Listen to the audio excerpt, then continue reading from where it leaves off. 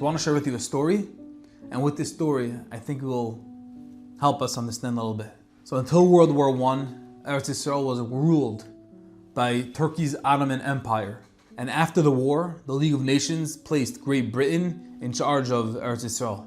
What happened is, in 1920, the British appointed someone named Herbert Samuel, he was a Yid that wasn't religious, to serve as the commissioner of Palestine, which meant that he was the main British official in charge of the country. Eretz Yisrael was going through change, and it really came through this man, Herbert Samuel. And one of Herbert Samuel's first official jobs was to visit the country's important rabbanim, the rabbis, and show them kavod, show them respect. And his schedule included a visit to the great big tzaddik, the tzaddik of Yerushalayim, Rabbi Yosef Chaim Sonnenfeld, the chief Rav of Yerushalayim, who lived in the old city. And Yosef Chaim lived in a very simple basement apartment.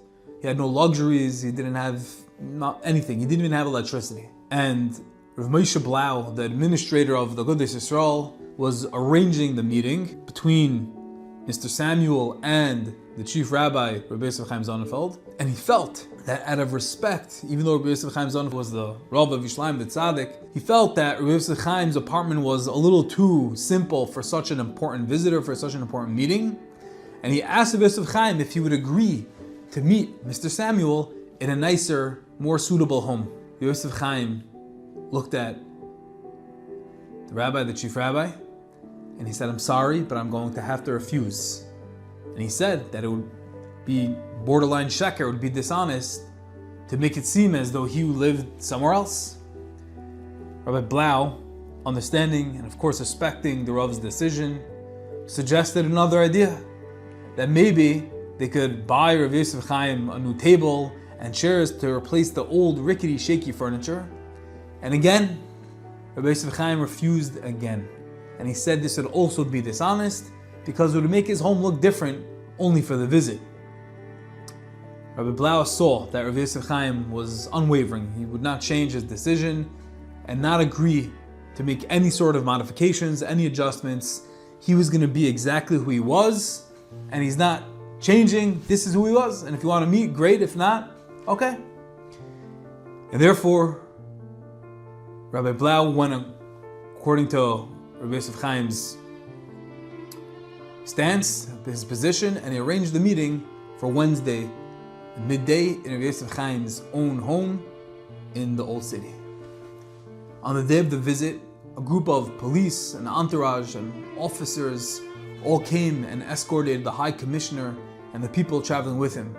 The group, bringing in Mr. Samuel, made their way through the narrow, twisty alleyways of the old city, the Ir Atika, and finally they reached Bate Machse, which is where Rabbi Yosef Chaim lived. And when they finally arrived, Rabbi Yosef Chaim, he was wearing Big Day Yontif to show his honor and respect for the High Commissioner. And Sir Herbert Samuel, he was not only the commissioner, but he was also the representative of the King of England. He was a very important man, and Rabbi Yosef Chaim felt that even though it was a regular day of the week, but it was proper to be wearing Big Day Shabbos for this great meeting, for kavod, for a melech. What happened now was astounding.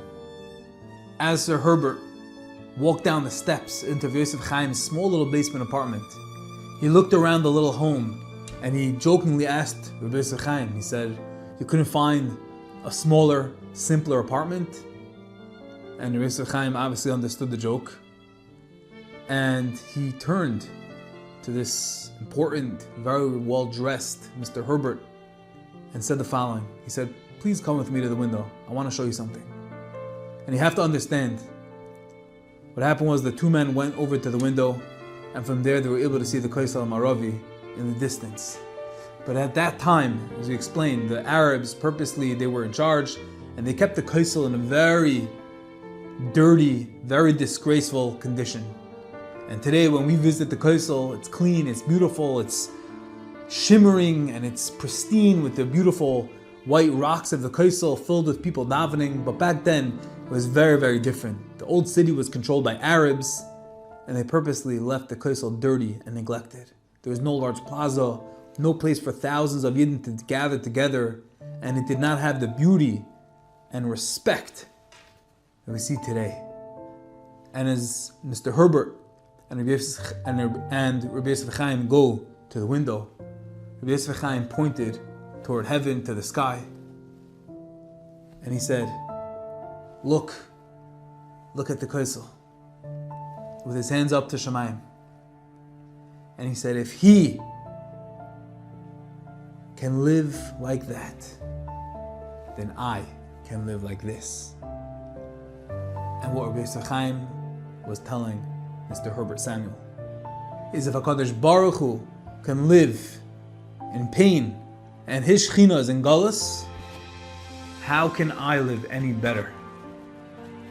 I understand you were making a joke, but it's the most serious matter in the world.